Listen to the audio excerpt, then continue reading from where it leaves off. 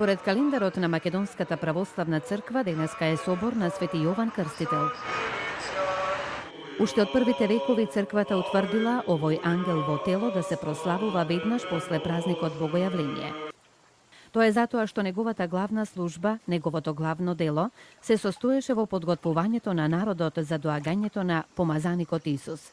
Така, иако Свети Јован Претеча и Крстител се прославува на неколку пати во текот на годината, неговиот собор, тоест главниот празник, е на денешен ден.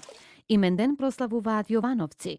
Овој ден се вика уште и женски водици, поради што главен збор во изведувањето на обичаите имаат жените.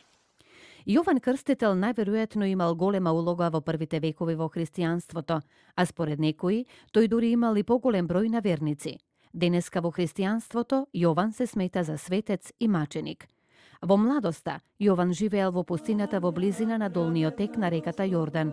Кога наполнил 30 години, тој ја напуштил пустината и се вратил меѓу еврејскиот народ, каде што ги учел луѓето да се покајат и да се подготвуваат за доаѓањето на Спасителот.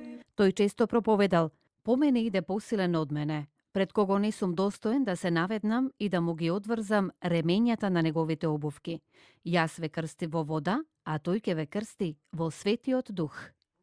Во тоа време Исус се подготвувал за својата мисија, но според тогашните закони, учител можело да биде лице со наполнети 30 години. Затоа и Исус, кога наполнил 30 години, дошол на реката Јордан за да биде крстен. Јован, кој дотогаш не го имал видено, според Евангелието, веднаш се сетил дека тој е Спасителот. Архиепископот Охридски и македонски господин Стефан утрово по повод празникот собор на Свети Јован Крстител отслужи богослужба Златоустова литургија во црквата Свети Јован Крстител во Ново Лисиче. Штом Јован ја слушнал небесната порака, веднаш почнал да ја врши својата пророчка служба, а суштината на неговата проповед била во зборовите: "Покајте се, зашто се приближи Царството Небесно."